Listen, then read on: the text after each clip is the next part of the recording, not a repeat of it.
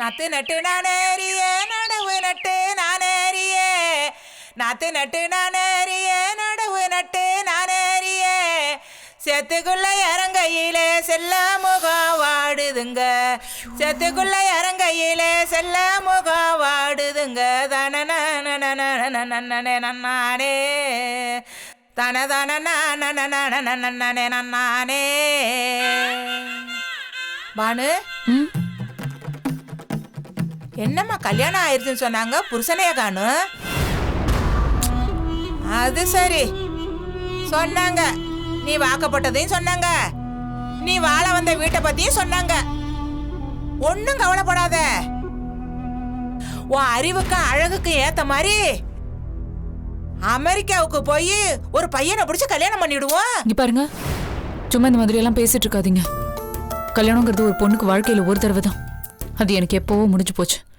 சும்மா புருஷனை மாத்தலாம் அதுன்னு பேசிட்டு இருந்தா சரியா இருக்காது. ஏமா என்னம்மா நீ இப்படி இருக்க? இந்த காலத்து பொம்பளை பிள்ளை எல்லாம் எப்படி இருக்கு தெரியுமா? அதுக்கு அமெரிக்கா வர்றது கிரீன் கார்டு வாங்குறதுக்குதே. அதுக்கப்புறம் ஒருத்தனை கல்யாணம் பண்ணுவாங்க. அந்த கார்டு வந்தோடனே அவனை கழட்டி விட்டுருவாங்க. அந்த பப்புவா கிப்புவா நல்லா குடிச்சு புட்டு மட்டை ஆயிடுவாளுவோ. இவ்வளவு விஷயம் போய்கிட்டு இருக்கு. இத போய் பெருசா எடுத்துக்கிட்டிய. இப்ப என் கதையை சொல்லவா? நான் முத போனதும் அமெரிக்கா தான். என் புருஷனை ஊர்ல விட்டுட்டு தான் போனேன். அமெரிக்காவில் 2 வருஷம் இருந்தேன். அப்புறம் பிரான்ஸுக்கு போயிட்டேன்.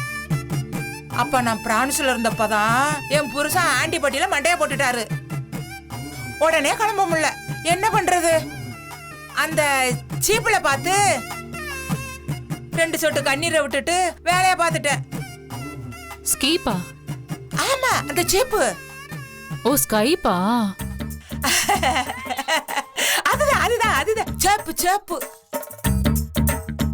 என்ன பிரான்ச்ல அங்க சீப்புன்னு தான் சொல்லுவாங்க. என்ன பாக்குற? புருஷன் செத்தும் பூவும் போட்டு வச்சிருக்கனா? அதுக்கு என்ன பண்றது? பிறந்ததுல இருந்து எல்லாம் வச்சுக்கிட்டு தானே இருக்கும். பாதியில கட்டின புருஷன் பாடையில போனதுக்காக எல்லாத்தையும் தூக்கி எறிஞ்சிட முடியுமா? வேலை செய்யற இடத்துல நல்லா பளிச்சுன்னு இருக்குன்னு எதிர்பார்ப்பாங்கல்ல. பிக்கால மாதிரி சுத்திக்கிட்டு இருக்க முடியாதுல. நான் அழகா இருக்கணும்ல. ரொம்ப ஆச்சரியமா இருக்கு உங்களை பார்த்தா. உலகத்தையே சுத்தி வந்திருக்கீங்க போல இருக்கு. நான் போகாத இடமே கிடையாது.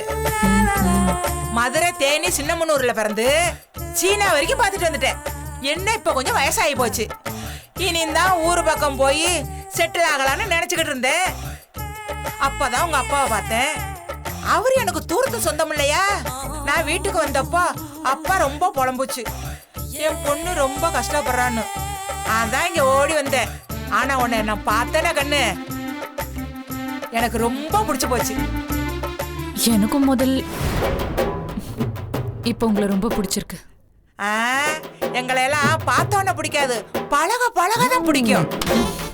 இங்க பாருமா, வேலைக்கு போற, சம்பாதிக்கிற, அழகா இருக்க, அறிவா இருக்க, ஆனா கெத்தா இருக்கணும் இல்லையா? ஆனா எந்த காரியத்துக்கும் ரூம்ப விட்டு வெளியேறக்கூடாது. நான் காலையில டான 6 மணிக்கு கையில போன் முட்டோட வர்றேன். அப்புறம் இட்லி, பொங்கல், வடை, இடியாப்பம், என்ன மெனு வேணுமோ நீ சொல்லு, நான் பண்ணி தரேன். இந்தியா ஐட்டம் மட்டும் இல்ல, அமெரிக்கா ஐட்டமும், இட்டாலி ஐட்டமும், யூரோப்பிய ஐட்டமும், எது வேணாலும் சொல்லு, நான் பண்ணி போடுறேன். அப்புறம் ஆபீஸ் போறீல, அதுக்கு லன்ஸ் கட்டி கொடுத்துறேன். அங்க போய் அந்த அவனு இருக்குல்ல, அவனு அவன்னா? அதான் சூடு பண்ணுவாங்கல்ல. ஓ, மைக்ரோவேவ் ஓவன். அதான். ஓ, ஓகே. அமெரிக்காவில் நாங்க அப்படிதான் சொல்லுவோம். அதுல வச்சுக்கிட்டீங்கன்னா சூடு குறையாம இருக்கும். அந்த இடையில சாப்பிட்றதுக்கு பூடுசு, அந்த பாதாம் பருப்பு, பிஸ்தா பருப்பு, இதெல்லாம் டப்பாவில் போட்டு தந்துடுறேன். கொறிச்சுக்கிட்டு என் கண்ணு, நீ சிரிச்சா அழகுதான். என் கண்ணு தாய் அப்படியே. இரு ஆத்தி, நான் போய் திறக்கிறேன். எஸ், கமே. யார பார்க்கணும்? நான் பானுவை பார்க்கணும். பானு. பானுவா? பானு, உன்கிட்ட கொஞ்சம் பேசணும். போங்க, வரேன். வா.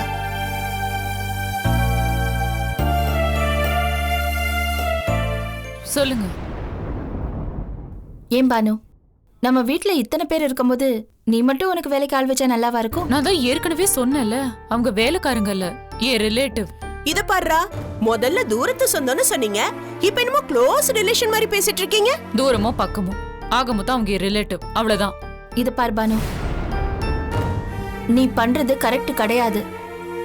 உறவுக்காரங்கனாலும் அவங்கள எப்படி கூட வச்சுக்க முடியும் சொல்லு? ஒவ்வொருத்தரும் அவங்கவுங்களுக்குன்னு தனியா வச்சுக்கிட்டா வீடு எப்படி நல்லா இருக்க முடியும்? என்னங்க நீங்க, நான் என்ன பண்ணாலும் அதுல ஒரு குத்தம் குறை கண்டுபிடிக்கிறீங்க. வெளியில நிம்மதியா சாப்பிட முடியல, கேட்டா உடம்பு கெட்டு போயிடும்னு 1 மணி நேரம் லெக்சர் கொடுப்பீங்க. சரி நானே தனியா சமைச்சு சாப்பிட்டுக்கலாம்னா, ஐயோ இந்த வீட்ல 2 அடுப்பு எரியவே கூடாதுன்னு 1 மணி நேரம் பேச்சுவார்த்தை நடத்தி காக்கா குருவின்னு அட்வைஸ் பண்ணுவீங்க. தனி கொடுத்தனும் போகலான்னு பார்த்தா, ஐயோ குடும்பம் அடைஞ்சிரும், எங்க அண்ணன் தம்பிங்கெல்லாம் ராம லட்சுமணர் மாதிரி அப்படியே உருகுவீங்க. சரி இது எதுவுமே வேண்டாம், நிம்மதியா போய் அம்மா வீட்ல இருக்கலாம்னு பார்த்தா அங்கேயும் இருக்க விடாம டார்ச்சர் பண்ணுவீங்க. சி, ஒரு சொந்தக்காரங்களை வீட்ல கொண்டு வந்து வைக்கிறதுக்கு இவ்ளோ பேச்சு கேட்க வேண்டியதா இருக்கு. ஆனா நாங்க ஏதாவது திரும்ப கேட்டா, இது ஓ வீடுமா, இது ஓ சொத்துமா, இதுல உனக்கு பங்கு இருக்குன்னு லெக்சர் கொடுப்பீங்க. என்னங்க இது? ஏய், தேவையில்லாம பேசிட்டு இருக்க. இத்தனை பேர் இருக்கும்போது எதுக்கு இன்னொரு ஆளுன்னு கேட்டா, சம்பந்தமே இல்லாம நீ பாட்டுக்கு உன் இஷ்டத்துக்கு பேசிட்டு இருக்க. ஐயா, பெரிய சைத்தான் பேசும்போது ஏன் சின்ன சைத்தான் உள்ள புந்து ஆடுது? ஏமா இப்ப என்ன நடந்துருச்சு? ஏதோ இந்த பொண்ணு தனியா இருக்குன்னு சொன்னாங்க. ஒரு சொந்தக்கார பொண்ணு, உறவுகார பொண்ணு, அதுக்கு ஒத்தாசையா இருக்கணும்னு வந்திருக்கேன். அது பொறுக்கலையா உங்களுக்கு? வீடுதான் மட மாதிரி இருக்குல்ல, ஏதோ ஒரு ஓரத்துல இருந்துட்டு போறேன். என்னமா கைராசு குடும்பம் பெருசுன்னு வெளியில பேசிக்கிட்டு இருக்காங்க, உள்ள வந்து பார்த்தா தானே ஓட்டையா இருக்கிறது தெரியுது. என்ன மீனாட்சி, என்ன பிரச்சனை? ஒன்றும் இல்லைம்மா, நான் பானு கிட்ட சாதாரணமாக தான் கேட்டேன். நம்ம எல்லாருக்கும் வேலைக்கு எதுக்கு ஒரு ஆளுன்னு கேட்டேன். நான் தான் அந்த பேச்சை அதோட விட்டுற சொன்னேன் இல்லம்மா. எதுக்கு திரும்ப திரும்ப அதையே பேசிட்டு இருக்கீங்க? இல்லைம்மா, பிரச்சனையெல்லாம் ஒன்றும் கேட்கல, சும்மா சாதாரணமாக தான் கேட்டுட்டு இருந்தேன். ஆனால் இந்த அம்மா நார்மலாக பேசினாலும் பரவாயில்ல, அவங்க பேச்சே ஒரு மாதிரியா இருக்குமா. இங்க பாருங்க, அவங்க தான் என் சொந்தக்காரங்கன்னு சொல்லிட்டேன்ல, ஏன் திரும்ப திரும்ப அதே பேசிட்டு இருக்கீங்க?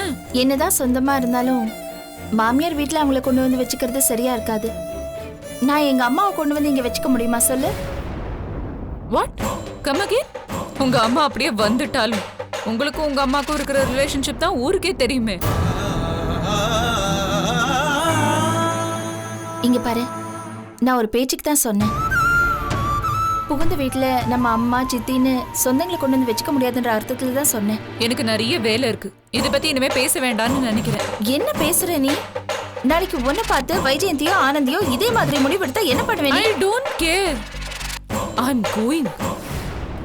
அப்படி போட அருவாள வெள்ளி பொடி அருவா, வேடல புள்ள கையருவா, சொல்லி அடிச்சருவா, சொல்லட்டு தடி நெல்கதிரே தனன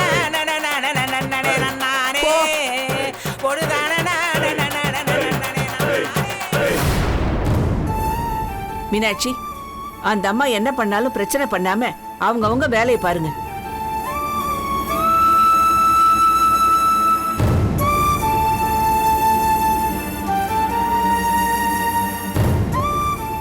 அக்கா, நீங்க ஒரே ஒரு வார்த்தை சொல்லுங்க, இவளை எப்படி வெளியில அனுப்பணும்னு எனக்கு தெரியும்க்கா. நீ ஒன்னும் அவசரப்பட்டு எதுவும் பண்ணிடாத, பாத்துக்கலாம்.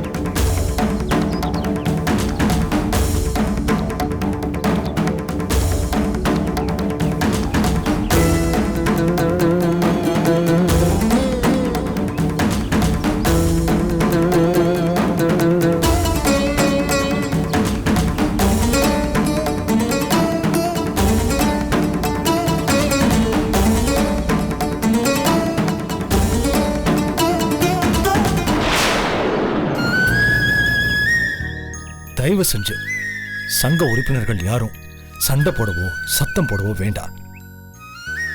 நாம ஒத்துமையா இருந்தாதான் நமக்கான உரிமைகளுக்கும் கோரிக்கைகளுக்கும் இணைஞ்சு போராட முடியும். நமக்கு எதிரா நடக்கிற பிரச்சனைகளை எதிர்த்து போராட முடியும்.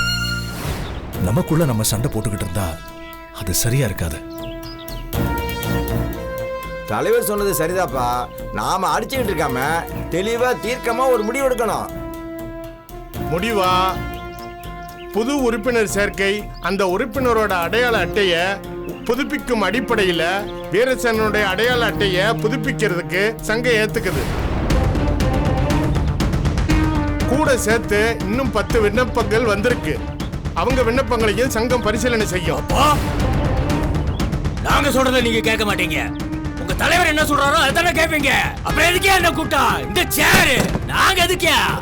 ஆமாம்பா, பதிவு நாட்கள் இருக்கிறதுனால தானே அவன் சொல்றது கேட்டு ஊர்வலம் இப்படி பண்ணிட்டு இருக்கு. முதல்ல அந்த பதவி அடிக்கிறதுக்கு என்ன வழின்னு பாருங்க.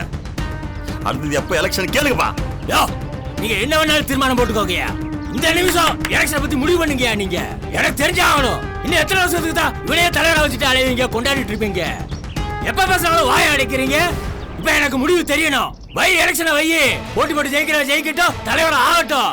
அப்ப என்ன வேணாலும் தீர்மானத்தை போடுங்க, எவன வேணாலும் உரிமை சேருங்க, என்ன எதை வேணாலும் பண்ணி தொலைங்க. நீங்க யாருக்கு என்னையா இது? நம்ம சங்கத்தோட செயல்பாடுகள், நெசவாளர்கள் காப்பீடு திட்டம், இதெல்லாம் பேச வேண்டியது இருக்கு. காஞ்சிபுரத்தில் இருக்கிற நெசவாளர்கள் எல்லாரும் இங்க இருக்கிற மருத்துவமனையில சிகிச்சை பண்ணிக்கிறதுக்கு ஏற்பாடுகள் பண்றதை பத்தி சிவஞானம் ஐயா ஏற்கனவே பெரிய ஆளுங்கள்ட்ட எல்லாம் பேசியிருக்காரு. நல்ல திட்டங்களை பத்தி பேச விடாம எப்ப பார்த்தாலும் எலெக்ஷனை பத்தியே பேசிக்கிட்டு கோஷ்டி சண்டை போட்டுக்கிட்டு இருந்தா நல்லாவா இருக்கு? என்னையா இது? விட்டா ஓவரா பேசிட்டே போற. என்னமோ இந்த பதிவு நாட்களே சிவஞானி சொந்த மாதிரி பேசிருக்கீங்க.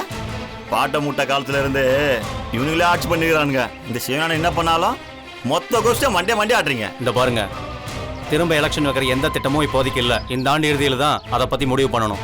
அதோட சங்கத்தோட கூட்டுறவு அமைப்பில் இப்போ இருக்கிற பொருளாதாரத்தை வச்சு எலெக்ஷன் நடத்த கண்டிப்பாக முடியாது. யோ, என்னையா இது? எப்ப எலெக்ஷன் பத்தி பேசினாலும் கையில காசு இல்ல, அதுல காதுல பூ சுத்திட்டு அலையறீங்க நீங்க. அப்படியே அதுக்கு முற்றுப்புள்ளி வச்சிடுறது இல்லையா? நடக்க விட மாட்டேயா. இந்த தடவை எலெக்ஷன் வச்சுதான் ஆகணும். புது தலைவரை தேர்ந்தெடுத்தே ஆகணும். அடுத்த வாரமே எலெக்ஷனை வை, ஓட்டி வை, தேர்ந்தெடு. எலெக்ஷன் வைக்க வேண்டிய அவசியமே இல்லையா? எப்பவுமே நம்ம சிவஞானம் ஐயா தான் தலைவர். அவருக்கு இணையா இங்க யாரு போட்டி போட முடியும்? என்னையா என்ன துணைன்னு பேசிட்டு இருக்க? இந்த ஊர்ல தானே நாங்களும் இருக்கோம். எனக்கு என்ன குறைச்சல், என்ன கம்மின்னு கேக்குறேன் நானு. எல்லாம் அவனுக்கு இல்லையா? சொத்து சொகா, வீடு பங்களா எல்லாமே இருக்கியா? இன்னும் சொல்ல போனா எவ்வளவு இருக்கியா? பேசுறானுங்க என்ன துணைன்னு. எத்தனை தடவை இந்த பிரச்சனை எடுத்தாலும் தீர்வு ஒண்ணுதான். எங்க எல்லாருடைய ஆதரவும் சிவஞான ஐயாவுக்கு தான். அப்புறம் எதுக்கியா இந்த கூட்டம்? பெரிய தீர்மானம். போங்க, என்ன வேணா பண்ணிட்டு போங்க. போடா. ஐயா வீரமணி ஐயா, ரொம்ப அவசரப்படுறீங்க.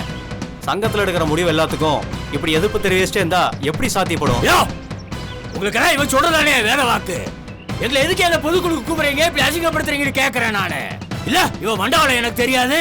அப்படியே ஊருக்குள்ள நல்லவன் நடிச்சு நல்லவன் பேர் எடுத்துட்டா அப்புறம் என்ன முள்ள மாதிரி கேப் மாதிரி தனம் பண்ணாலும் பெரிய இதாயிரும்ல, ஒண்ணு தெரியாதுல்ல.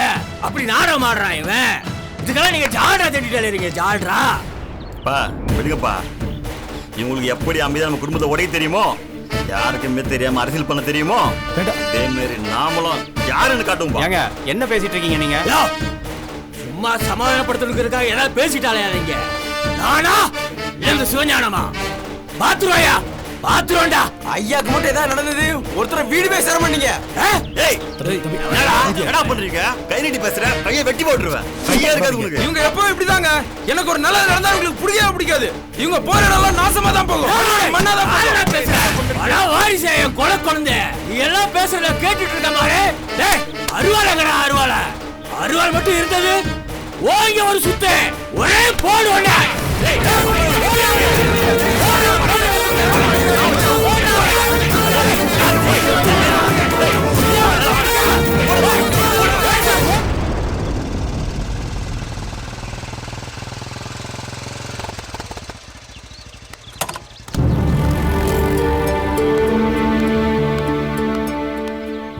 என்னடா சொன்னா? அவசரமா என்ன பார்க்கணும்னு சொன்னியா? என்ன விஷயம்? ஆமாண்டா, எனக்கு அவசரமா ஒரு 25,000 ரூபாய் பணம் தேவைப்படுது. நீ கொடுத்தனா 2 நாள்ல திரும்ப கொடுத்துருவேன். ரொம்ப அவசரம்டா. என் நிலைமையை புரிஞ்சுப்பேன்னு நினைக்கிறேன். என்ன சரவணா இப்படி கேட்ட?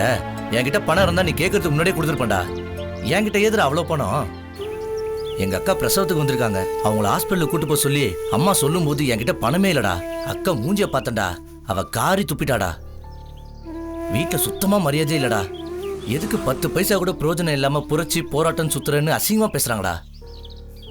நான் சாப்பிடும்போது ஒவ்வொரு நாளும் 28 வயசாச்சு தண்டசோறு திங்கிறேன்னு சொல்லும் போதெல்லாம் சாப்பாடு இறங்க மாட்டேங்குதுடா. அட போடா, இன்னைக்கெல்லாம் வேலைக்கு போய் பர்ஸ் நிறைய பணம் வச்சுட்டு காரு பங்களான்னு செட்டில் ஆனாதான் பொறுப்பான பசங்கன்னு சொல்றாங்கடா. நம்மள மாதிரி சமூக பொறுப்போட இருந்தா வெட்டி பசங்க தான்டா சொல்றாங்க. சரிடா, வேற எங்கேயாவது பணம் ஏற்பாடு பண்ணி தர முடியுமா? டேய், நீ தாண்டா பணக்காரன், உங்க அண்ணங்கிட்ட இல்லாத காசா? 1000 2000னா பரவாயில்லடா, 25,000 ரூபாய் கேட்குற. கொள்ளையடிச்சா தாண்டா அவ்வளோ காசு பார்க்க முடியும். நானே பஞ்சத்தில் இருக்கேன்டா. அது இல்லடா, அண்ணன் வெளில போயிருக்காரு, அவர்கிட்ட கேட்க முடியல. அதான் நான் கேள்விப்பட்டேன், அந்த வீரசேனனுக்கு காஞ்சிபுரத்தில் உங்க அண்ணன் கடை வச்சு கொடுத்துருக்காரமே. உனக்கு அந்த மாதிரி ஒரு கடை வச்சு கொடுத்துருக்கலாமேடா. நீயும் உன்னோட பொழப்ப பார்த்துருக்கலாம்ல. கடை திறப்புல பயங்கரமா பண்ணாங்களாமே. டேய், அது எங்க அண்ணி வச்சு கொடுத்ததுடா. அவங்க தங்கச்சிக்கும் தங்கச்சி புருஷனுக்கும் அவங்க சொத்துல ஒரு பகுதியை பிரிச்சு வச்சு கொடுத்துருக்காங்க. டேய், என்னடா இப்படி பேசிட்டு இருக்க? எங்க அப்பா பார்த்துட்டு வந்து சொன்னாரா, அழகா பெருசா கடை வச்சு கொடுத்துருக்காங்கன்னு. பார்த்து இலைச்சி செஞ்சிருக்காங்கன்னு. உனக்கு ஒண்ணு சேருதல் என்னடா ஆயிட போகுது? டேய், அது எப்படிடா? நாங்கெல்லாம் ஒரே குடும்பம். ஒரே குடும்பத்துல அண்ணன் தம்பிங்க ஒவ்வொருத்தரும் தனித்தனியா கடை வச்சிருந்தா நல்லாவா இருக்கும்? அது பிரிவினையா இருக்காது. அவங்க குடும்பம் வேறடா. சரிடா, ஒரே குடும்பம்னு சொல்ற, அண்ணன் தம்பி 4 பேரும் ஒண்ணுக்குள்ள ஒண்ணுன்னு சொல்ற, தனியா தொழில் பண்ண மாட்டேன்னு சொல்ற, எங்களுக்குள்ள வேறுபாடே கிடையாதுன்னு சொல்ற. ஒரு 25,000 ரூபாய் என்கிட்ட வந்து கேக்குற? வாழ்ற வாழ்க்கைன்னா என்ன, யதார்த்தம்னா என்ன, யாரு எப்படின்னு புரிஞ்சு நடந்துக்கோ. சரி விடுறா, நீ தான் பணம் கொடுக்க மாட்டேன்னு சொல்லிட்டல, எதுக்கு அனாவசியமா பேசிட்டு? நான் பாத்துக்கிறேன். நான் அப்படி சொல்லுடா.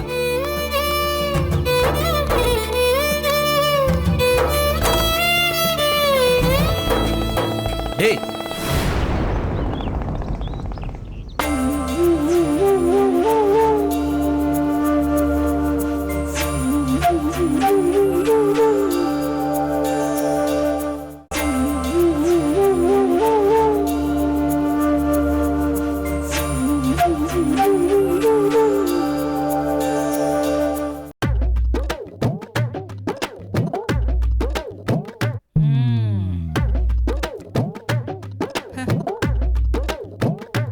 என்னென்ன தேவைப்பட்டிருக்காங்க.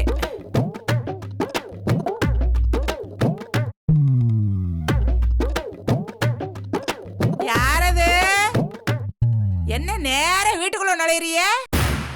இந்த வீட்டுல ஒருத்தி குத்துக்கல்ல மாதிரி குத்த வச்சுக்கிட்டு பேப்பர் படிக்கிறேன்னு தெரியலையா? என்ன ஏதுன்னு கேட்டு நுழைந்தா நல்லா இருக்கும். மீனாட்சி இருக்காளா? வாங்க வாங்க வாங்க, எப்படி இருக்கீங்க? நல்லா இருக்கம்மா. உட்காருங்க, வாங்க. வாங்க வாங்க, நல்லா இருக்கீங்களா? நல்லா இருக்கம்மா. நீங்க நல்லா இருக்கீங்களா? நல்லா இருக்கேங்க. சரி, காஃபி சாப்பிடுறீங்களா? யார் இவரு? இவர் தான் மீனாட்சினியோட பெரியப்பா. ஓஹோ, நான் யாரோ தெருவுல போற பிச்சைக்காரன் வீடு தெரியாம வீட்டுக்குள்ள நுழைஞ்சிட்டான்னு நினைச்சேன். ஏமா, யார பார்த்து என்ன பேசிட்டு இருக்கீங்க? அவரு இந்த வீட்டுக்கு வந்த விருந்தாளி. வந்தோமா வேலை பார்த்தோமான்னு இருக்கணும். இந்த வீட்டுக்கு வரவங்க போறவங்கள பத்தி விமர்சனம் பண்ண தேவையில்லை. போங்க உள்ள.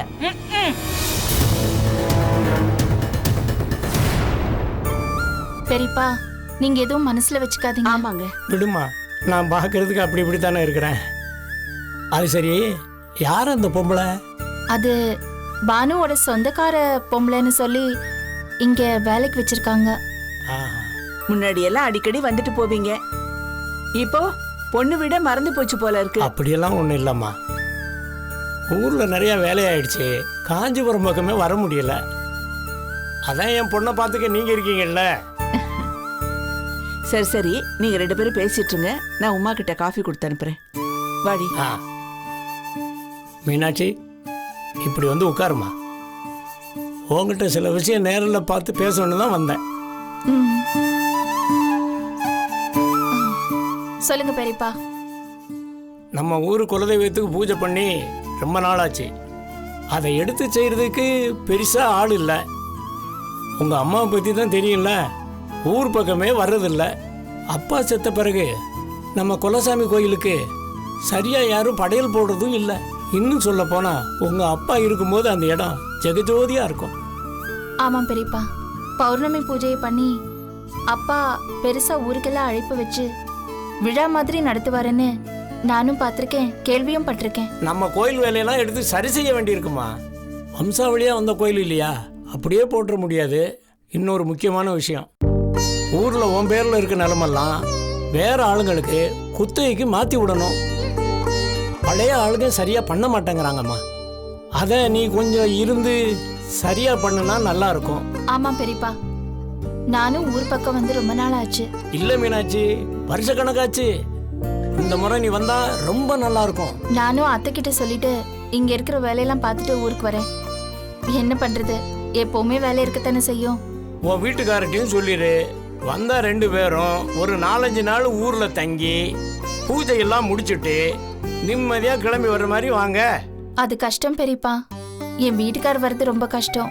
ஏன்னா எங்க சங்கத்துல நிறைய வேலை இருக்கு. அது மட்டும் இல்லாம லாரி ஆபீஸ் வேலை வேற. அதனால நாம அங்க இருக்கிற வேலையெல்லாம் பார்ப்போம். உமா கல்யாணத்துக்கு முன்னாடி ஒரு பூஜை நம்ம அங்க ஏற்பாடு பண்ணுவோம். அப்போ அவரை அங்க வர சொன்னா சரியா இருக்கும். சரிம்மா, அப்ப நீ சிவஞானத்திட்ட பேசிட்டு சொல்லு.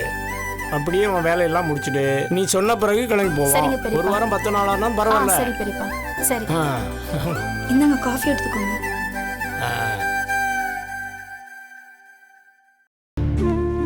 பாத்துப்பா சிஸ்டர், நாங்க கிளம்புறோம். சரி வரமா. பாத்துப்பா. பாத்துப்பா, மெதுவா வாங்க. ஆனந்தி, என்னாச்சு? அதெல்லாம் ஒன்றும் இல்லை மாப்பிள்ள, நீங்கள் ஒன்றும் பதற வேண்டாம். டாக்டர் எல்லாம் ஸ்கேன் எடுத்து பார்த்துட்டாரு, எந்த பிரச்சனையும் இல்லையா. நீங்கள் வாங்க போகலாம்.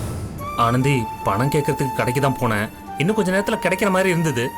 அதுக்குள்ள இங்க என்ன நிலைமைன்னு பார்த்துட்டு போலாம் தான் வந்தேன். எவ்வளோ நேரம் தான் டாக்டரும் நர்ஸும் வெயிட் பண்ணுவாங்க. அப்பா பேர் சொல்லி கூப்பிட்டுக்கிட்டே இருந்தாங்க. இருக்கவே இருக்கு என்னோட நகை எங்க. அதை பக்கத்தில் இருக்கிற சேட்டு கடையில் வச்சு பணம் புரட்டிட்டு வந்து நான் பில்லு கட்டிட்டேன். அவங்கள எல்லா ஸ்கேனையும் எடுத்துட்டாங்க. பெருசா எதுவுமே இல்லையா. ஆனா மூளையில கொஞ்சம் ரத்த கசிவு ஏற்பட வாய்ப்பு இருக்குன்னு டாக்டர் சொல்லிருக்காரு. அதிகமா அப்பா எங்கேயும் போக கூடாதான், வேலையே செய்யக்கூடாதான், மருந்து சாப்பிடணும்னு சொல்லிருக்காரு. ஏழைங்களுக்கெல்லாம் பெருசா எதுவுமே வரக்கூடாதுங்க. வந்தாலும் எங்களை பார்த்துக்க யாரு இருக்கா? கல்யாணம் ஆகிறதுக்கு முன்னாடியும் அதே நிலைமைதான், இப்பவும் அதே நிலைமைதான். எதுக்குமே பெருசா எனக்கு வித்தியாசம் தெரியலங்க. அப்பா நீங்க இருங்க, நான் போய் ஆட்டோ பிடிச்சிட்டு வரேன். ஆனந்தி, நீ இரு, நான் போய் கூட்டு வரேன். நீங்க வெளில வாங்க.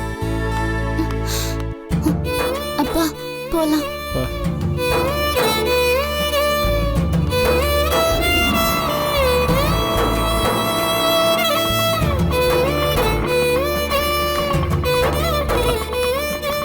பார்த்து வாங்க. பார்த்துப்பா, மெதுவா இருங்க. ஆனந்தி, என்னை மன்னிச்சிடு ஆனந்தி. பணத்தோட வரத்துக்கு தான் முயற்சி பண்ணேன், ஆனா முடியல. வேண்டாங்க, அது முடிஞ்சு போன விஷயம். உங்களுக்கு பணம் கொடுக்கணும்னு என்ன இருக்கு சொல்லுங்க. அவர் எங்க அப்பா தானே, அவரை பாத்துக்கிறது என்னோட கடமை தானே.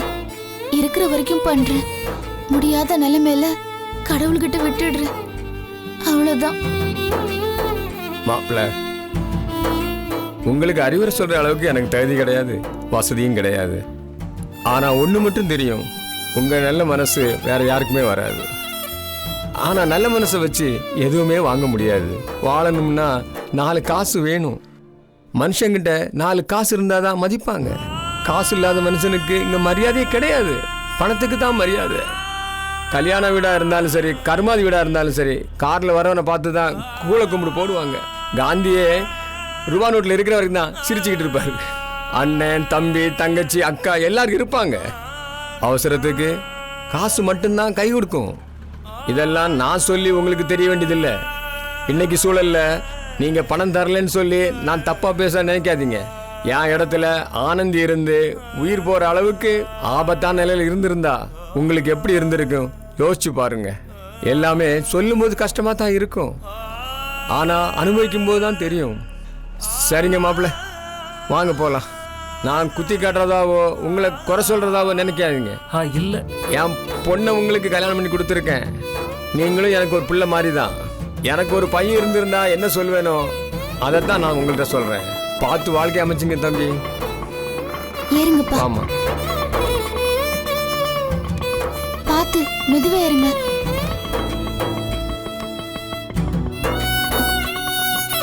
ஏங்க ஆ? நீங்க நான் வண்டியில வந்துடுறேன், நீ போ. சரி ஆட்டோ நீ போப்பா.